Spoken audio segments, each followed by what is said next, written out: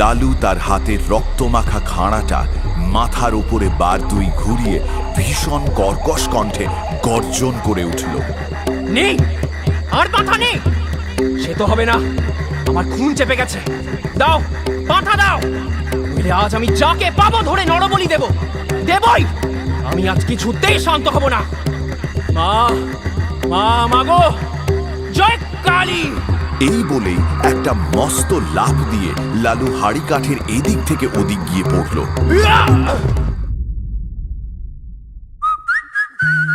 গপ্প মিলে ঠেক, কিছু ভয়, কিছু রহস্য, কিছু হাসি, কিছু প্রেম, এই ঠেকে সবই আছে।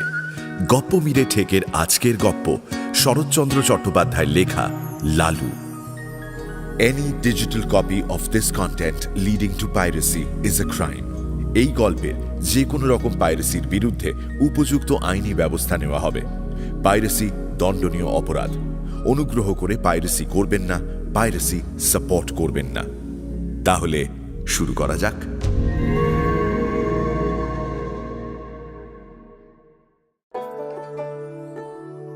ছেলেবেলায় আমার এক বন্ধু ছিল, তার নাম লালু। অর্ধ শতাব্দী আগে, অর্থাৎ সে এতকাল আগে যে তোমরা ঠিকমতো ধারণা করতে পারবে না, আমরা একটা ছোট বাংলা স্কুলের এক ক্লাসে পড়তাম। মানুষকে ভয় দেখাবার, জব্দ করবার কত কৌশলই যে আমার বন্ধু লালুর মাথায় ছিল তার ঠিকানা নেই।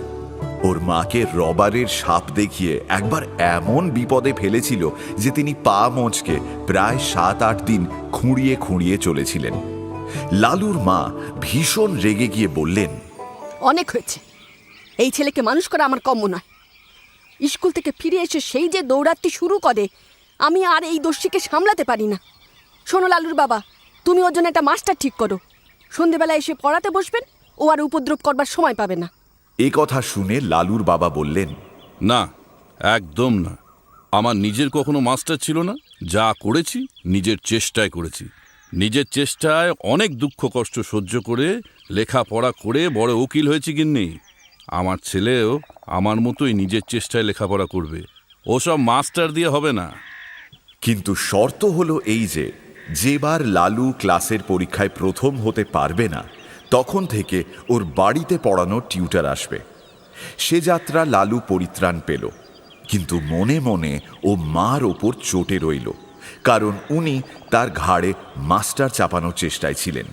সে জানত বাড়িতে মাস্টার ডেকে আনা আর পুলিশ ডেকে আনা সমান। লালুর বাবা ধনী গৃহস্থ, মস্ত বড় উকিল। বছর কয়েক হলো পুরনো বাড়ি ভেঙে তেতলা বাড়ি করেছেন। সেই থেকে লালুর মায়ের আশা গুরুদেব স্মৃতিরত্নকে এ বাড়িতে এনে তাঁর পায়ের ধুলো নেন। তবে গুরুদেব বৃদ্ধ, ফরিদপুর থেকে এত দূরে আসতে রাজি হন না। কিন্তু এইবার সেই সুযোগ ঘটেছে। স্মৃতিরত্ন সূর্যগ্রহণ উপলক্ষে কাশী এসেছেন। সেখান থেকে লিখে পাঠিয়েছেন ফেরবার পথে নন্দরানীকে, অর্থাৎ লালুর মাকে আশীর্বাদ করে যাবেন। লালুর মার আনন্দ ধরে না, উদ্যোগ আয়োজনে ব্যস্ত। এতদিনে মনস্কামনা সিদ্ধ হবে। গুরুদেবের পায়ের ধুলো পড়বে বাড়িতে, বাড়িটা পবিত্র হয়ে যাবে। হে গুরুদেব, এতদিনে আপনি মুখ তুলে চেয়েছেন, এতদিনে আমার কপাল খুলেছে। আমার পরম সৌভাগ্য যে তিনি আমার এই বাড়িতে পায়ের ধুলো দেবেন। ওরে, তোরা সবকিছু সাজিয়ে গুছিয়ে রাখ, দেখিস গুরুদেবের যত্নে যেন কোনো ত্রুটি না হয়। গুরুদেবের আসার আয়োজন শুরু হলো জোর কদমে। নিচের বড় ঘরটা থেকে আসবাবপত্র সরানো হলো। নতুন ফিতের খাট, নতুন শয্যা তৈরি হয়ে এলো। গুরুদেব শোবেন। এই ঘরেরই এক কোণে তাঁর পুজো আহ্নিকের জায়গা হলো, কারণ তেতলার ঠাকুর ঘরে উঠতে নামতে তার কষ্ট হবে। দিন কয়েক পরে গুরুদেব এসে উপস্থিত হলেন, কিন্তু সে কি দুর্যোগ! আকাশ ছেয়ে কালো মেঘের ঘটা, যেমন ঝড় তেমনি বৃষ্টি, তার আর বিরাম নেই। গুরুদেব স্মৃতিরত্ন এসেই সবাইকে আশীর্বাদ করলেন। নন্দরানী, কেমন আছো মা? লালুর মা অর্থাৎ নন্দরানী দেবী এক মাথা কাপড় দিয়ে গুরুদেবকে প্রণাম করে বললেন, প্রণাম বাবা ঠাকুর, আগে বাবা আপনার আশীর্বাদে চলে যাচ্ছে। স্বামী পুত্র সব কুশলে আছে তো? আগে বাবা আপনার আশীর্বাদে সবাই ঠিক আছে, তবে ওই ছেলেটাকে নিয়ে বড় দুর্ভাবনা ঠাকুর। এত দস্যিপনা করে যে আমি আর সামলে উঠতে পারি না। শান্তশিষ্ট হবার নামই নেয় না। ও নিয়ে অত ভেবো না, ছেলেরা একটু আধটু দুষ্টুমি তো করবেই, ও নিয়ে চিন্তার কিছু নেই। বাবা আপনার আশীর্বাদে ওই দস্যুর মাথা যদি একটু ঠান্ডা হয়। আচ্ছা বাবা, আপনি এতটা পথ এসেছেন, বিশ্রাম করুন। আমি আপনার খাবারের দিকটা একটু দেখে আসি। গুরুদেব স্মৃতিরত্নকে আবার একবার প্রণাম করে লালুর মা বেরিয়ে এলেন। মিষ্টি তৈরি করতে, ফল ফুল সাজাতে লালুর মা নিঃশ্বাস নেবার সময় পান না। তারই মধ্যে স্বহস্তে ঝেড়ে ঝুড়ে মশারি গুঁজে দিয়ে বিছানা করে গেলেন। নানা কথাবার্তায় রাত হয়ে গেল। পথশ্রমে ক্লান্ত গুরুদেব আহারাদি সেরে শয্যা গ্রহণ করলেন। চাকর বাকর ছুটি পেল। সুকোমল শয্যার পারিপাট্যে প্রসন্ন গুরুদেব নন্দরানীকে আশীর্বাদ করলেন। এ তো রাজকীয় আয়োজন নন্দরানী, এরকম পরিপাটি শয্যায় শয়ন করিনি কতদিন। তোমাকে আশীর্বাদ করি নন্দরানী, পরমেশ্বর তোমার মঙ্গল করুন। বাবা ঠাকুর আপনি বিশ্রাম করুন, কাল সকালে কথা হবে। লালুর মা চলে গেলেন। গুরুদেব গভীর শান্তিতে বিছানায় শুয়ে পড়লেন। আহ, কিন্তু গভীর রাতে অকস্মাৎ তাঁর ঘুম ভেঙে গেল, কারণ ছাদ চুঁইয়ে মশারি ফুঁড়ে তাঁর সুপরিপুষ্ট পেটের ওপর জল পড়ছে। এ কি ওরে বাবা, জল পড়ে কোত্থেকে? ওরে বাবা রে বাবা, এ কি ঠান্ডা জল! হ্যাঁ হে বাবা, এ তো একেবারে মশারি ফুঁড়ে জল পড়ছে। ওরে বাবা রে, এত ঠান্ডা জল! ওরে বাবা!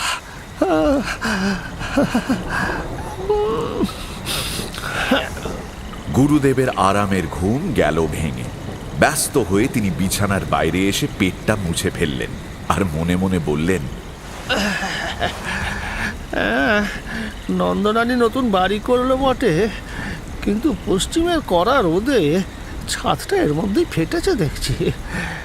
কিন্তু আজ রাতে তো শোয়ার একটা ব্যবস্থা করতে হবে। এত রাতে কাউকে ডাকাটা ঠিক হবে না। কাল সকালে নন্দরানীকে বলবো। ফিতের খাট ভারী নয়, মশারি শুদ্ধ, সেটা ঘরের আর এক ধারে টেনে নিয়ে গেলেন স্মৃতিরত্ন। তারপর আবার শুয়ে পড়লেন। কিন্তু আধ মিনিটের বেশি নয়, চোখ দুটি সবে বুজেছেন, অমনি দু চার ফোঁটা ঠান্ডা জল টপ টপ করে পেটের ঠিক সেই স্থানটির ওপরেই ঝরে পড়ল। একই, এ তো আবার জল পড়ে।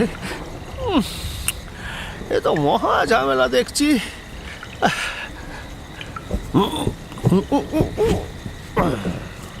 স্মৃতিরত্ন আবার খাট টেনে অন্য ধারে নিয়ে গেলেন। তারপর বললেন, ইস, ছাদটা দেখছি এখন থেকে ওখান পর্যন্ত ফেটে গেছে। ও আবার শুলেন গুরুদেব। আবার পেটের উপর জল ঝরে পড়ল। আবার উঠে পেটের জল মুছে খাটটা টেনে নিয়ে আর এক ধারে গেলেন আবার। কিন্তু শোভা মাত্রই তেমনি জলের ফোঁটা। কি কাণ্ড রে বাবা! আবার টেনে নিয়ে আর এক ধারে গেলেন, কিন্তু সেখানেও তেমনি। এবার দেখলেন বিছানাটাও ভিজেছে। অগত্যা শোবার জো নেই। স্মৃতিরত্ন বিপদে পড়লেন। বুড়ো মানুষ, অজানা জায়গায় দৌড় খুলে বাইরে যেতেও ভয় করে, আবার থাকাটাও বিপজ্জনক। কি জানি ফাটা ছাদ ভেঙে হঠাৎ মাথায় যদি পড়ে। এ কেমন জায়গা রে বাবা! এরকম তো আগে কখনো দেখিনি। ছাদের সব কোণ দিয়ে জল পড়েই যাচ্ছে, পড়েই যাচ্ছে। এ আবার কেমন কথা? হ্যাঁ,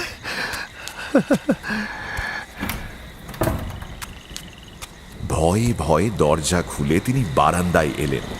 সেখানে লণ্ঠন একটা জ্বলছে বটে, কিন্তু কেউ কোথাও নেই। ঘোর অন্ধকার। যেমন বৃষ্টি তেমনি ঝোড়ো হাওয়া। দাঁড়াবার জো নেই। কোথায় চাকর বাকর, কোন ঘরে তারা শোয়, কিছুই জানেন না তিনি। চেঁচিয়ে ডাকলেন, কেউ আছো নন্দরানী? বলছি, কেউ জেগে আছো? আমার ঘরে জল পড়ে যে। কেউ আছো? কি বিপদ! কেউ সাড়া দেয় না। কিন্তু কারো সাড়া মিলল না। একধারে একটা বেঞ্চি ছিল। লালুর বাবার গরিব মক্কেল যারা, তারা এসে সেখানে বসে। গুরুদেব অগত্যা তাতেই বসলেন। আত্মমর্যাদার যথেষ্ট লাঘব হল। অন্তরে সেটা অনুভব করলেন, কিন্তু উপায় কি? উত্তরে বাতাসে বৃষ্টি ছাঁটের আমেজ রয়েছে। শীতে গা শিরশির করে। কোঁচার খুঁটটা গায়ে জড়িয়ে নিয়ে পা দুটো যথাসম্ভব ওপরে তুলে যথাসম্ভব আরাম পাবার আয়োজন করে নিলেন গুরুদেব। নানাবিধ শ্রান্তি ও দুর্বিপাকে দেহ অবশ, মন তিক্ত। ঘুমে চোখের পাতা ভারী, অনভ্যস্ত গুরুভোজন ও রাত্রি জাগরণে দু একটা চোঁয়া ঢেকুরও উঠল। ফলে উদ্বেগের আর শেষ রইল না। বাবা, খাওয়াটা বোধহয় বেশি হয়ে গেছে। তার উপর এই অবস্থা। আজকে রাতটা কেটে যাক এখানে, আর কিছু চাই না। হঠাৎ এমন সময় অভাবনীয় নতুন এক উপদ্রব শুরু হলো।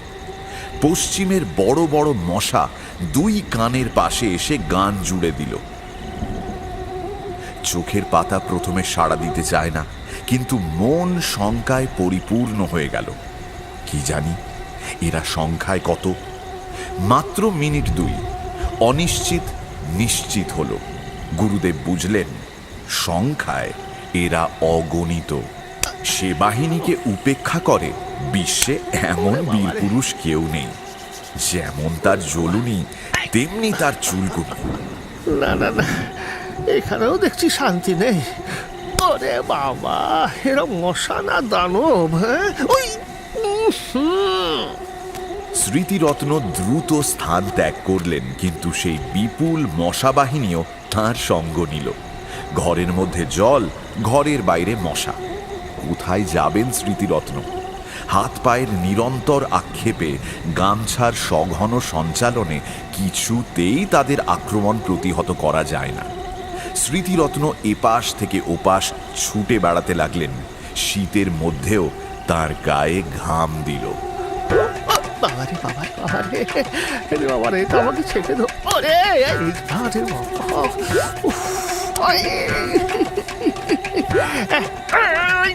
নাকে মেরে দিয়েছ। ইচ্ছে হলো ডাক ছেড়ে চেঁচান, কিন্তু নিতান্ত বাচ্চাদের মতো হবে ভেবে বিরত রইলেন। কল্পনায় দেখলেন নন্দরানী সুকোমল শয্যায় মশারির মধ্যে আরামে নিদ্রিত। বাড়ির যে যেখানে আছে পরম নিশ্চিন্তে সুপ্ত। শুধু তাঁর ছোটাছুটিরই বিরাম নেই। কোথাকার ঘড়িতে 4টে বাজলো যেন। তিনি বললেন, শেষ করে দেবে একেবারে। কি কামড়া কামড়া বেটারা, যত পারিস কামড়া, আমি আর পারছি না। এই বলে বারান্দায় একটা কোণে পিঠের দিকটা যতটা সম্ভব বাঁচিয়ে ঠেস দিয়ে বসে পড়লেন। মনে মনে বললেন, সকাল পর্যন্ত যদি প্রাণটা থাকে, তাহলে দুর্ভাগা দেশে আর থাকবো না। কেন যে এখানে আসতে মন চাইতো না, এখন বুঝলাম। কাল সকালে যে গাড়ি প্রথমে পাবো, সেই গাড়িতেই দেশে পালাবো। ওরে বাবা।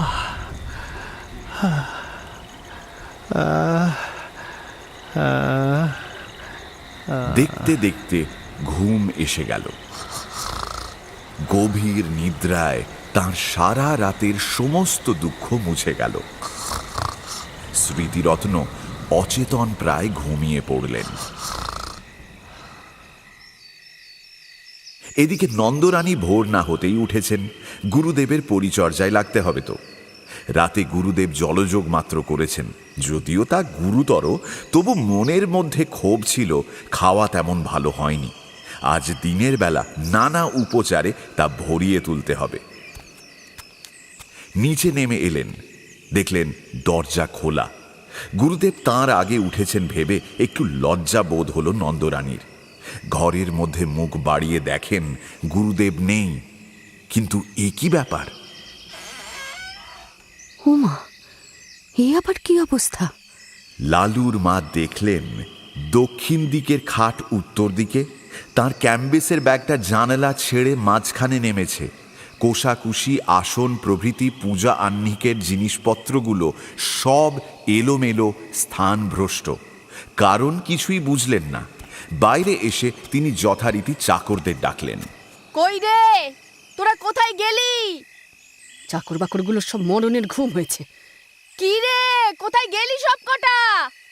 কিন্তু একলা গুরুদেব গেলেন কোথায়? হঠাৎ দৃষ্টি পড়ল, ওটা কি? এক কোণে আলো অন্ধকারে মানুষের মতো কি একটা বসে না? সাহসে ভর করে একটু কাছে গিয়ে ঝুঁকে দেখেন তার গুরুদেব। অব্যক্ত আশঙ্কায় চেঁচিয়ে উঠলেন নন্দরানী। ঠাকুর মশাই, ঠাকুর মশাই! ঘুম ভেঙে স্মৃতিরত্ন চোখ মেলে চাইলেন।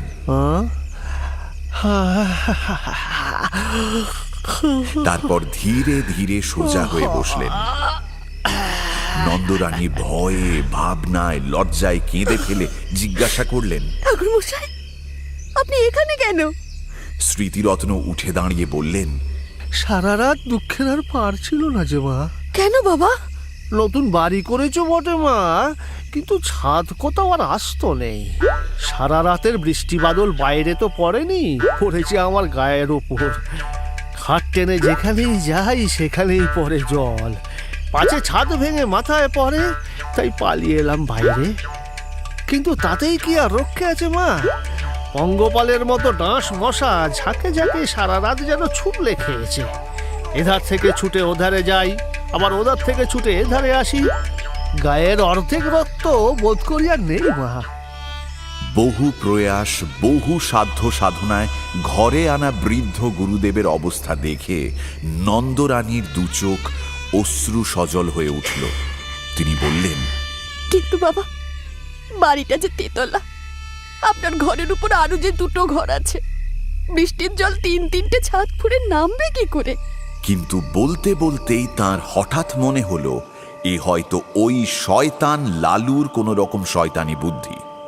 ছুটে গিয়ে বিছানা হাতড়ে দেখেন মাঝখানে চাদর অনেকখানি ভিজে এবং মশারি বেয়ে ফোঁটা ফোঁটা জল ঝরছে। তাড়াতাড়ি নামিয়ে নিয়ে দেখতে পেলেন ন্যাকড়ায় বাঁধা এক চাঙড় বরফ। সবটা গলেনি, তখনও এক টুকরো বাকি আছে। পাগলের মতো ছুটে বাইরে গিয়ে চাকরদের যাকে সামনে পেলেন চেঁচিয়ে হুকুম দিলেন, হারামজাদা লেলো কোথায় রে? কাজকর্ম চুলোই যাচ্ছে, বজ্জাতটাকে যেখানে পাবি মারতে মারতে ধরে আন। লালুর বাবা সেই মাত্র নিচে নামছিলেন। স্ত্রীর কাণ্ড দেখে হতবুদ্ধি হয়ে গেলেন। আরে কি কাণ্ড করছো, হলোটা কি?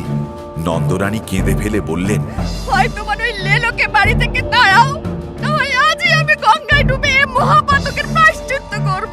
কেন, লালু আবার কি করলো? বিনা দোষে গুরুদেবের কি দশা সে করেছে, নিজের চোখে দেখো গে। তখন সবাই গেলেন ঘরে। নন্দরানী সব বললেন, সব দেখালেন। আইসার, এ দোষী ছেলেকে নিয়ে ঘর করবো কি করে তুমি বলো তো? গুরুদেব সমস্ত ব্যাপারটা বুঝলেন। নিজের নির্বুদ্ধিতায় বৃদ্ধ হা হা করে হেসে ফেললেন। বাহ বাহ বাহ বাহ বাহ, কি বুদ্ধি ছেলের! আমি পর্যন্ত ধরতে পারিনি। লালুর বাবা চুপ করে একদিকে মুখ ফিরিয়ে দাঁড়িয়ে রইলেন। একজন চাকর এসে বলল, লালু বাবু কোঠে মে नहीं है। আরেকজন এসে জানালো সে মাসিমার বাড়িতে বসে খাবার খাচ্ছে। মাসিমা তাকে আসতে দিলেন না। মাসিমা মানে নন্দরানীর ছোট বোন। তার স্বামীও উকিল, সে অন্য পাড়ায় থাকে। এরপরে লালু দিন 15 আর এ বাড়ির ত্রিসীমানায় পা দিল না। এমনই ছিল আমার বন্ধু লালু। লালু তার ডাক নাম। ভালো নাম অবশ্য একটা ছিল, কিন্তু মনে নেই। হিন্দিতে লাল শব্দটার অর্থ হচ্ছে প্রিয়। এ নাম তাকে কে দিয়েছিল জানি না, কিন্তু মানুষের সঙ্গে নামের এমন সঙ্গতি কদাচিৎ মেলে। সে ছিল সকলের প্রিয়। স্কুল ছেড়ে আমরা গিয়ে কলেজে ভর্তি হলাম। লালু বলল, আমি ব্যবসা করব। মায়ের কাছে 10 টাকা চেয়ে নিয়ে সে ঠিকেদারি শুরু করে দিল। আমরা বললাম, ভাই লালু, এই 10 টাকা পুঁজি নিয়ে তুমি কি ব্যবসা করবে? আজকাল 10 টাকা দিয়ে কিছু হয় নাকি? উত্তরে সে হেসে বলল, আর কত চাই, এই তো ঢের। সবাই তাকে ভালোবাসত। তার কাজ জুটে গেল। তারপরে কলেজের পথে প্রায়ই দেখতে পেতাম লালু ছাতা মাথায় জনা কয়েক কুলি মজুর নিয়ে রাস্তার ছোটখাটো মেরামতির কাজে লেগেছে। আমাদের দেখে হেসে তামাশা করে বলতো, যা যা দৌড়ো, পার্সেন্টেজের খাতা এক্ষুনি ঢেড়া পড়ে যাবে। আরও ছোটকালে যখন আমরা বাংলা স্কুলে পড়তাম, তখন সে ছিল সকলের মিস্ত্রি। তার বইয়ের থলির মধ্যে সর্বদাই মজুদ থাকত একটা হামান দিস্তার ডাঁটি, একটা নরুন, একটা ভাঙা ছুরি, ফুটো করবার একটা পুরনো তুরপুনের ফলা, একটা ঘোড়ার নাল। কি জানি কোথা থেকে সে এসব সংগ্রহ করেছিল, কিন্তু এ দিয়ে পারত না সে এমন কাজ নেই। স্কুল শুদ্ধ সকলের ভাঙা ছাতা সারানো, স্লেটের ফ্রেম আঁটা, খেলতে ছিঁড়ে গেলে তখনই জামা কাপড় সেলাই করে দেওয়া, এমন কত কি। কোনো কাজে কখনো না বলতো না, আর করতেও চমৎকার। একবার ছট পরবের দিনে কয়েক পয়সার রঙিন কাগজ আর শোলা কিনে কি একটা নতুন তৈরি করে সে গঙ্গার ঘাটে বসে প্রায় 2.5 টাকার খেলনা বিক্রি করে ফেলল। তার থেকে আমাদের পেট ভরে চিনেবাদাম ভাজা খাইয়ে দিল। বছরের পর বছর যায়, সকলে বড় হয়ে উঠলাম। জিমন্যাস্টিকের আখড়ায় লালুর সমকক্ষ কেউ ছিল না। তার গায়ে জোর ছিল যেমন অসাধারণ, সাহস ছিল তেমনি অপরিসীম। ভয় কাকে বলে সেটা বোধ করি সে জানত না। সকলের ডাকেই সে প্রস্তুত, সবার বিপদেই সে সকলের আগে এসে উপস্থিত। কেবল তার একটা মারাত্মক দোষ ছিল, কাউকে ভয় দেখাবার সুযোগ পেলে সে কিছুতেই নিজেকে সামলাতে পারত না। এতে ছেলে, বুড়ো, গুরুজন সবাই তার কাছে সমান। আমরা কেউ ভেবে পেতাম না ভয় দেখাবার এমন সব অদ্ভুত ফন্দি তার মাথায় এক নিমেষে কোথা থেকে আসে। দু একটা ঘটনা বলি। পাড়ার মনোহর চাটুর্যের বাড়ি কালী পুজো। দুপুর রাতে বলির সময় বয়ে যায়, কিন্তু কামার অনুপস্থিত। লোক ছুটল ধরে আনতে, কিন্তু গিয়ে দেখে সে পেটের ব্যথায় অচেতন। ফিরে এসে সংবাদ দিতে সবাই মাথায় হাত দিয়ে বসল। এখন কি হবে? উপায়? এত রাতে বলি দেবে কে? এ কি অনাচার হলো মায়ের পুজোয়! মায়ের পুজোতে পণ্ড হয়ে যাবে। এ কি অমঙ্গল হলো রে! সবার অনিষ্ট হবে এবার। আরে আমাদের লালু তো পাঁঠা কাটতে পারে। কে লালু? আরে হ্যাঁ, এমন অনেক পাঁঠা সে কেটেছে। যাও যাও, তাহলে ওকে ডেকে আনো, আর দেরি করা যাবে না। হ্যাঁ, আর দেরি করা যাবে না, ডেকে আনো লালুকে। ওকে ডাকো। লোক দৌড়লো তার কাছে। লালু ঘুম ভেঙে উঠে বসল, তারপর বলল, না, না কি গো, দেবীর পুজোয় ব্যাঘাত ঘটলে সর্বনাশ হবে যে। হয় হোক গে, ছোটবেলায় ও কাজ করেছি, কিন্তু এখন আর করব না। লালু, তুই ভালো ছেলে, এরকম করিস নে বাপ। হাতে আর 10-15 মিনিট মাত্র সময় আছে, কি তাই তো? তারপরে সব নষ্ট, সব শেষ। তখন মহাকালীর কোপে কেউ বাঁচবে না। তুই এবারের মতো আমাদের বাঁচিয়ে দে। বলি না হলে কি সর্বনাশ হবে তুই জানিস না। ও লালু, লালু, লালু। লালু তাও অনড়। চেঁচামেচি শুনে লালুর বাবা এসে আদেশ দিলেন, লালু, ওরা নিরুপায় হয়েই এসেছেন, না গেলে অন্যায় হবে, তুমি যাও। সে আদেশ অমান্য করার সাধ্য লালুরও নেই। বিরক্ত মুখে লালু রাজি হয়ে বেরিয়ে পড়ল। লালুকে দেখে চাটুর্যে মশাইয়ের ভাবনা ঘুচল। সময় নেই, তাড়াতাড়ি পাঁঠা উৎসর্গিত হয়ে কপালে সিঁদুর, গলায় জবার মালা পরে হাড়ি কাঠে পড়ল। বাড়ি শুদ্ধ সকলে চেঁচিয়ে উঠল। জয় মা, জয় মা। সকলের সেই মা মা রবের প্রচণ্ড চিৎকারে নিরুপায় নিরীহ জীবের শেষ আর্তকণ্ঠ কোথায় ডুবে গেল কে জানে। জয় মহাকালী, জয় মা। লালুর হাতের খড়গ নিমেষে ওপরে উঠে সজোরে নামল। তারপর বলির ছিন্ন কণ্ঠ থেকে রক্তের ফোয়ারা কালো মাটি রাঙা করে দিল। লালু কিছুক্ষণ চোখ বুজে রইল। ক্রমশ ঢাক, ঢোল, কাঁসির সংমিশ্রণে বলির বিরাট বাজনা থেমে এলো। যে পাঁঠাটা অদূরে দাঁড়িয়ে কাঁপছিল, আবার তার কপালে চড়ল সিঁদুর, গলায় দুলল রাঙা মালা। আবার সেই হাড়িকাঠ, সেই ভয়ঙ্কর অন্তিম আবেদন, সেই বহু কণ্ঠের সম্মিলিত মা মা ধ্বনি। মা, জয় মা, আবার লালুর রক্তমাখা খাঁড়া ওপরে উঠে চোখের পলকে নিচে নেমে এলো। পশুর দ্বিখণ্ডিত দেহটা ভূমিতলে বার কয়েক হাত পা আছড়ে কি জানি কাকে শেষ নালিশ জানিয়ে স্থির হলো। তার কাটা গলার রক্তধারা রাঙা মাটি আরো খানিকটা রাঙিয়ে দিল। ঢুলিরা উন্মাদের মতো ঢোল বাজাচ্ছে। উঠোনে ভিড় করে দাঁড়িয়ে বহু লোকের বহু প্রকারের কোলাহল। ওরে ওদিকটা দেখ রে, মায়ের দক্ষিণা ওদিকে দি। আরে আস্তে আস্তে, গঙ্গা জলটা কোথায়? আর প্রদীপগুলো কোন দিকে আছে? আচ্ছা হয়েছিল, বলি তো মাথায় উঠেছিল, নেহাত লালুটা ছিল তাই। সামনের বারান্দায় কার্পেটের আসনে বসে মনোহর চাটুর্যের চোখ বুজে ইষ্টনাম জপে রত। কালী কালী মহাকালী, কালীকে পরমেশ্বরী, সর্বানন্দ করে দেবী নারায়ণী নমস্তুতে। হঠাৎ লালু ভয়ঙ্কর একটা হুঙ্কার দিয়ে উঠল। চুপ, সবাই চুপ। সমস্ত শব্দ সাড়া থেমে গেল। সবাই বিস্ময়ে স্তব্ধ। এ আবার কি? লালুর অসম্ভব বিস্ফারিত চোখের তারা দুটো যেন ঘুরছে। চেঁচিয়ে বলল, আর পাঁঠা কই? বাড়ির কে একজন ভয়ে ভয়ে জবাব দিল, আর তো পাঠা নেই, আমাদের তো শুধু দুটো করেই বলি হয়। লালু তার হাতের রক্তমাখা খাঁড়াটা মাথার উপরে বার দুই ঘুরিয়ে ভীষণ কর্কশ কণ্ঠে গর্জন করে উঠল। নেই, আর পাঁঠা নেই। সে তো হবে না, আমার খুন চেপে গেছে। দাও, পাঁঠা দাও, নইলে আজ আমি যাকে পাবো ধরে নরবলি দেব। দেবই, আমি আজ কিছুতেই শান্ত হব না। মা মা মাগো, জয় কালী। এই বলেই একটা মস্ত লাফ দিয়ে লালু হাড়ি কাঠের এদিক থেকে ওদিক গিয়ে পড়ল। তার হাতের খাঁড়া তখন বন বন করে ঘুরছে। তখন যে কাণ্ড ঘটল ভাষায় বর্ণনা করা যায় না। সবাই একসঙ্গে ছুটল সদর দরজার দিকে, পাছে লালু ধরে ফেলে।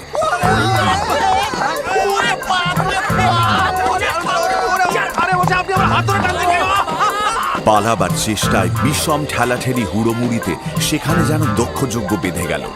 কেউ পড়েছে গড়িয়ে, কেউ হামাগুড়ি দিয়ে কারো পায়ের ফাঁকের মধ্যে মাথা গলিয়ে বেরোবার চেষ্টা করছে।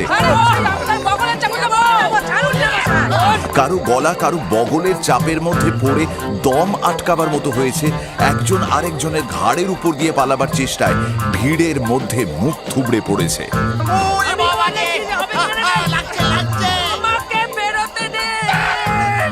সমস্ত কোলাহল মুহূর্তের মধ্যে ফাঁকা হয়ে গেল। লালু গর্জে উঠল, মনোহর চাটুর্যে কই? পুরুত কোথায় গেল? পুরুত রোগা লোক, সে গন্ডগোলের সুযোগে আগেই গিয়ে লুকিয়েছে প্রতিমার আড়ালে। গুরুদেব কুশাসনে বসে চণ্ডী পাঠ করছিলেন। তাড়াতাড়ি উঠে ঠাকুর দালানের একটা মোটা থামের পিছনে গা ঢাকা দিয়েছেন। কিন্তু বিপুলায়তন দেহ নিয়ে মনোহরের পক্ষে ছোটাছুটি করা কঠিন। লালু এগিয়ে গিয়ে বাঁ হাতে তাঁর একটা হাত চেপে ধরে বলল, চলো, হাঁড়ি কাঠি গিয়ে গলা দেবে। একে তার বজ্র মুষ্টি, তার উপর ডান হাতে খাঁড়া। ভয়ে চাটুর্যের প্রাণ উড়ে গেল। কাঁদো কাঁদো গলায় মিনতি করতে লাগলেন তিনি। লালু, স্থির হয়েছে দেখো, আমি পাঁঠা নই, মানুষ। আমি সম্পর্কে তোমার জ্যাঠামশাই হই বাবা। তোমার বাবা আমার ছোট ভাইয়ের মতো। আমি অত সব জানি না। আমার খুন চেপেছে। চলো চলো, তোমাকে বলি দেব। মায়ের আদেশ। চাটুজ্জে বাবু ডুকরে কেঁদে উঠলেন। না না না না বাবা, মায়ের আদেশ নয়, কখনো নয়। মা যে জগৎ জননী। জগৎ জননী? সেই জ্ঞান তোমার আছে? আর দেবে পাঁঠা বলি? ডেকে আনবে আমাকে পাঁঠা কাটতে?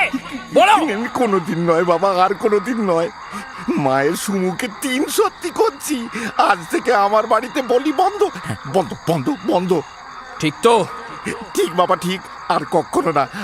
আমার হাতটা ছেড়ে দাও বাবা, একবার পায়খানায় যাব। লালু হাত ছেড়ে দিয়ে বলল, আচ্ছা যাও, তোমাকে ছেড়ে দিলাম। কিন্তু পুরুত পালালো কোথা দিয়ে? গুরুদেব, ও গুরুদেব, সে কই? এই বলে সে আবার একটা হুঙ্কার দিয়ে লাফ মেরে ঠাকুর দালানের দিকে অগ্রসর হতেই প্রতিমার পিছন ও থামের আড়াল থেকে 2 বিভিন্ন গলার ভয়ার্ত ক্রন্দন উঠল। ও মা গো, মা গো, রক্ষা করো, মা গো। আমি মরতে চাই না, বাঁচাও মা, বাঁচাও। সরু ও মোটায় মিলিয়ে সে শব্দ এমন অদ্ভুত ও হাস্যকর যে লালু নিজেকে আর সামলে রাখতে পারল না।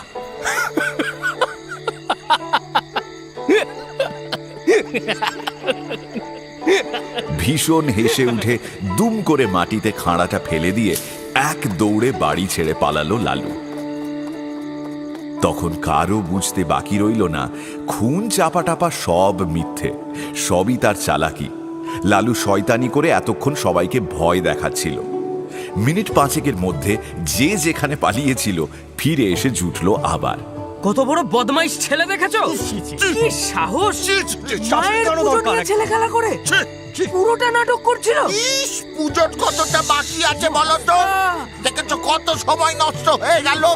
মা মা ক্ষমা করো, মা ক্ষমা করো। চাপকানো উচিত একদম। ঠাকুরের পুজো তখনও বাকি, তাতে যথেষ্ট বিঘ্ন ঘটেছে এবং মহা হইচই কলরবের মধ্যে চাটুজ্জে মশাই সকলের সামনে বারবার প্রতিজ্ঞা করতে লাগলেন, ওই বজ্জাত ছোঁড়াটাকে যদি না কাল সকালেই ওর বাপকে দিয়ে 50 ঘা জুতো খাওয়াই, তো আমার নাম মনোহর চাটুর্যে নয়। কিন্তু জুতো তাকে খেতে হয়নি। ভোরে উঠেই সে যে কোথায় পালালো 7-8 দিন কেউ তার কোনো খোঁজ পেল না। দিন 7 পরে একদিন রাত্রির বেলায় মনোহর চাটুজ্জে ভোজন সেরে উঠোনে পায়চারি করছেন। এমন সময় তার মনে হলো কে যেন দরজার কাছে অন্ধকারে লুকিয়ে ঘাপটি মেরে বসে আছে। তিনি একটু ভয়ে ভয়েই বললেন, কে? এই কে রে ওখানে দরজার কাছে? ভালো চাস তো বেরিয়ে আয়, বেরিয়ে আয় বলছি। হঠাৎ তিনি দেখলেন অন্ধকার পেরিয়ে লালু সামনে এগিয়ে আসছে। লালুকে দেখেই তার সেই কালী পুজোর কথা মনে পড়ে গেল। তিনি চেঁচিয়ে বললেন, তোর এত বড় সাহস! সেদিন মায়ের পুজোয় বাধা দিয়েছিস, আর আজ এই অন্ধকারে চোরের মতো বাড়িতে ঢুকেছিস। কি চাস তুই, কি চাস? তোকে যদি বেতের বাড়ি মেরে মেরে সিধে না করি, তাহলে আমার নামও মনোহর চাটুর্যে নয়। লালু কোনো কথা না বলে শটান তার পায়ের ওপর এসে পড়ল। ও চাটুজ্জে মশাই, তুমি তো আমার জ্যাঠা মশাই, এবারের মতো মাফ করে দাও। আমি তোমার এই পায়ের ধুলো নিয়ে প্রতিজ্ঞা করছি, এমনটা আর কোনো দিন হবে না।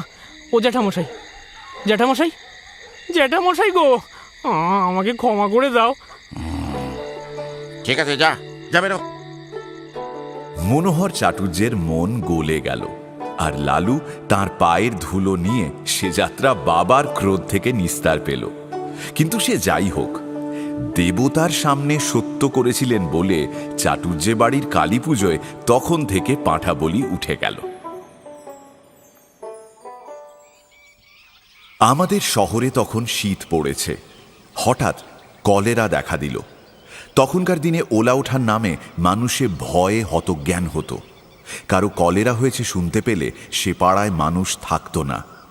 মারা গেলে দাহ করার লোকও পাওয়া যেত না। কিন্তু সে দুর্দিনেও আমাদের ওখানে একজন ছিলেন যার কখনো আপত্তি ছিল না। গোপাল খুড়ো তাঁর নাম। জীবনের ব্রত ছিল মরা পোড়ানো। কারো অসুখ শক্ত হয়ে উঠলে তিনি ডাক্তারের কাছে রোজ খবর নিতেন। আশা নেই শুনলে খালি পায়ে গামছা কাঁধে তিনি ঘন্টা 2 আগেই সেখানে গিয়ে উপস্থিত হতেন। আমরা জনা কয়েক ছিলাম তাঁর চেলা। মুখ ভার করে বলে যেতেন, ওরে আজ রাতটা একটু সতর্ক থাকিস, ডাকলে যেন সাড়া পাই। রাজদ্বারে শ্মশানে চ, শাস্ত্রবাক্যটা মনে আছে তো? আগে আছে বই কি, আপনি ডাক দিলেই গামছা সমেত বেরিয়ে পড়বো। আপনি যখন বলবেন। বেশ বেশ, এই তো চাই, এর থেকে পুণ্যকর্ম সংসারে নেই। লালুও ছিল আমাদের দলের মধ্যে একজন। ঠিকেদারির কাজে বাইরে না গেলে সে কখনো না বলতো না। সেদিন সন্ধেবেলা বিষণ্ণ মুখে খুড়ো এসে বললেন, বিষ্টু পণ্ডিতের পরিবারটা বুঝি রক্ষে পেলে না? সবাই চমকে উঠলাম। অতি গরিব বিষ্টু ভট্টাচার্যের কাছে বাংলা স্কুলে আমরা ছেলেবেলায় পড়েছিলাম। নিজে সে চিররুগ্ন এবং চিরদিন স্ত্রীর প্রতি একান্ত নির্ভরশীল। জগতে আপনার বলতে কেউ নেই। তার মতো নিরীহ অসহায় মানুষ সংসারে আমি দুটি দেখিনি। রাত আন্দাজ 8টা। দড়ির খাটে বিছানা সমেত পণ্ডিত গৃহিণীকে আমরা ঘর থেকে উঠোনে নামালাম। পণ্ডিত মশাই ফ্যাল করে চেয়ে রইলেন। সংসারে কোনো কিছুর সঙ্গে সে চাহনির তুলনা হয় না, এবং সে একবার দেখলে সারা জীবনে ভোলা যায় না। মৃতদেহ তোলবার সময় পণ্ডিত মশাই আস্তে আস্তে বললেন, আমি সঙ্গে না গেলে মুখাগ্নির কি হবে? কেউ কিছু বলবার আগে লালু বলে উঠল, ও কাজটা আমি করব পণ্ডিত মশাই। আপনি আমাদের গুরু, সেই সম্পর্কে উনি যে আমাদের মা। আমরা সবাই জানতাম শ্মশানে হেঁটে যাওয়া তাঁর পক্ষে অসম্ভব। বাংলা স্কুল মিনিট 5 পথ। হাঁপাতে হাঁপাতে সেটুকু আসতেও তাঁর আধ ঘন্টার বেশি সময় লাগত। পণ্ডিত মশাই একটু চুপ করে থেকে বললেন, নিয়ে যাবার সময় ওর মাথায় একটু সিঁদুর পরিয়ে দিবি না লালু? নিশ্চয়ই দেব পণ্ডিত মশাই, নিশ্চয়ই দেব। এই বলে এক লাফে সে ঘরে ঢুকে কৌটো বার করে আনলো এবং যত সিঁদুর ছিল তাতে সমস্তটা মাথায় ঢেলে দিল। হরিবোল দিয়ে আমরা বাড়ি থেকে গৃহিণীর মৃতদেহ চিরদিনের মতো বার করে নিয়ে এলাম। পণ্ডিত মশাই খোলা দরজার চৌকাঠে হাত দিয়ে চুপ করে দাঁড়িয়ে রইলেন। গঙ্গার তীরে শ্মশান অনেক দূর, প্রায় ক্রোশ 3। সেখানে পৌঁছে যখন আমরা সব নামালাম তখন রাত 2টো। লালু খাট ছুঁয়ে মাটিতে পা ছড়িয়ে বসল। কেউ কেউ যেখানে সেখানে শ্রান্তিতে চিত হয়ে শুয়ে পড়ল। শুক্লা দ্বাদশীর পরিস্ফুট জ্যোৎস্নায় বালুময় বহুদূর বিস্তৃত শ্মশান অত্যন্ত জনহীন। গঙ্গার ওপার থেকে কনকনে উত্তুরে হাওয়ার জলে ঢেউ উঠেছে। তার কোনো কোনোটা লালুর পায়ের প্রায় নিচে পর্যন্ত আছাড় খেয়ে খেয়ে পড়ছে। শহর থেকে গরুর গাড়িতে পোড়াবার কাঠ আসে, কি জানি সে কতক্ষণে পৌঁছবে। আধক্রোশ দূরে পথের ধারে ডোমদের বাড়ি। আসার সময় আমরা তাদের হাঁক দিয়ে এসেছি, তাদের আসতেই বা না জানি কত দেরি।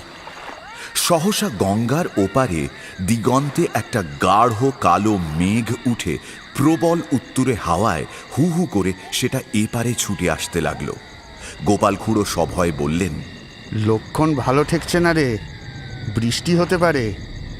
এই শীতে জলে ভিজলে আর রক্ষে থাকবে না।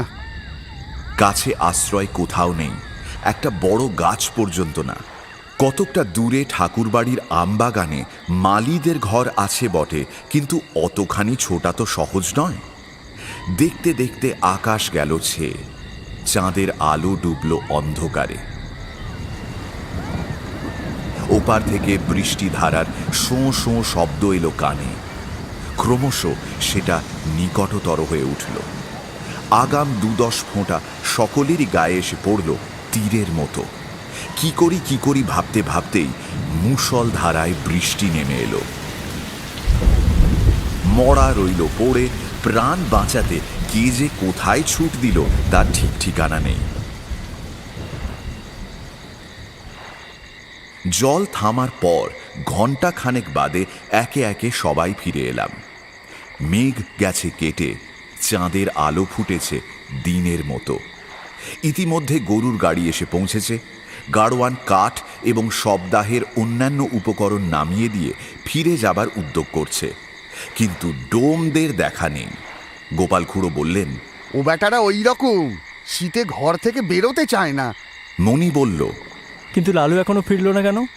সে তো বলেছিল মুখে আগুন দেবে। ভয়ে বাড়ি পালিয়ে গেল না তো? খুড়ো লালুর উদ্দেশ্যে রাগ করে বললেন, ওটাও ওই রকম। যদি এতই ভয়, মরা ছুঁয়ে বসতে গেলি কেন? আমি হলে বজ্রাঘাত হলেও মরা ছেড়ে যেতাম না। ছেড়ে গেলে কি হয় খুড়ো? কি হয়? কত কি, শ্মশান ভূমি কি না? শ্মশানে একলা বসে থাকতে আপনার ভয় করতো না? ভয় আমার? অন্তত 1000টা মরা পুড়িয়েছি জানিস। এরপরে মণি আর কথা বলতে পারল না, কারণ সত্যি সত্যি খুড়োর গর্ব করা সাজে। শ্মশানে গোটা 2 কোদাল পড়েছিল। খুড়ো তার একটা তুলে নিয়ে বললেন, আমি চুলোটা কেটে ফেলি, তোরা হাতাহাতি করে কাঠগুলো নিচে নামিয়ে ফেল। খুড়ো চুলি কাটছেন, আমরা কাঠ নামিয়ে আনছি। মণি বলল, আচ্ছা, মরাটা ফুলে যেন দুগুণ হয়েছে না? খুড়ো কোনো দিকে না তাকিয়েই জবাব দিলেন, ফুলবে না, লেপ কাতা সব জলে ভিজেছে যে।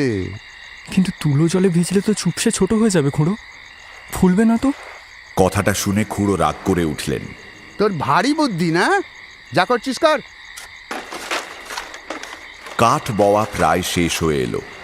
মনির দৃষ্টি ছিল বরাবর খাটের দিকে। হঠাৎ সে থমকে দাঁড়িয়ে বলল, খুড়ো, মরাটা তো নড়ে উঠলো। খুড়োর হাতের কাজ শেষ হয়েছিল। কোদালটা ছুঁড়ে ফেলে দিয়ে তিনি বললেন, তোর মতো ভীতু মানুষ আমি তো কখনো দেখিনি নরু। তুই আসিস কেন এসব কাজে? যা বাকি কাঠগুলো আন, আমি চিতাটা সাজিয়ে ফেলি। গাধা কোথাকার। আবার মিনিট 2 গেল। এবার মণি হঠাৎ চমকে উঠে 5-7 পা পিছিয়ে দাঁড়িয়ে সভয়ে বলল, না খুড়ো, গতিক ভালো ঠেকছে না, সত্যি মরাটা যেন নড়ে উঠলো। খুড়ো এবার হা হা করে হেসে বললেন, কালকে চোরার দল, তোরা ভয় দেখাবি আমাকে, যে 1000-এর উপর মরা পুড়িয়েছে তাকে। ওই দেখুন, আবার নড়ছে। হ্যাঁ, নড়ছে, ভূতই তোকে খাবে বলে। তবে তার মুখের কথাটা শেষ হলো না। হঠাৎ লেপ কাঁথা জড়ানো মরা হাঁটু গেড়ে খাটের উপর বসে ভয়ঙ্কর বিশ্রী খোনা গলায় চেঁচিয়ে উঠল, গোপালকে খাবো।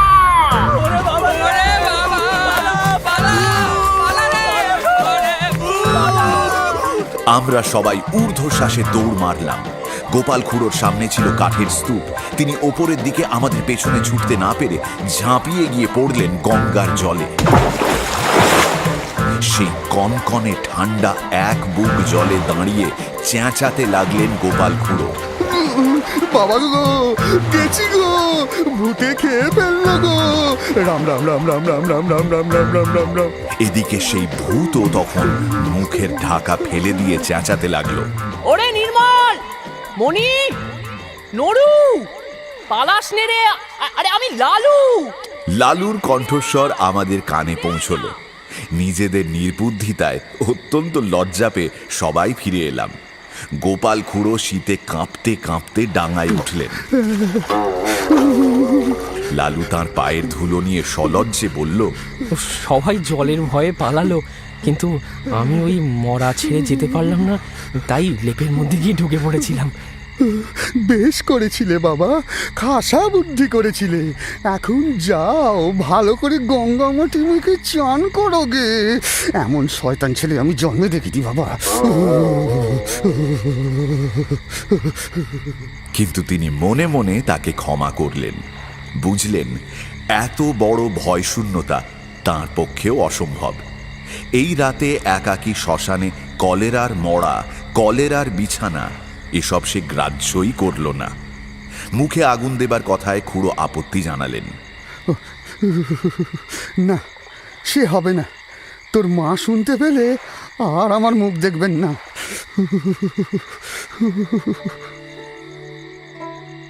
সব দাহ সমাধা হলো। আমরা গঙ্গায় স্নান সেরে যখন বাড়ি ফিরলাম তখন সেই মাত্র সূর্যোদয় হয়েছে।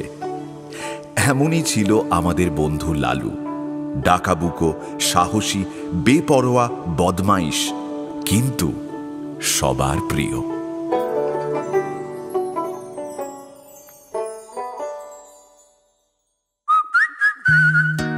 এখনকার মতো গপ্প মিলে ঠেকের সময় শেষ।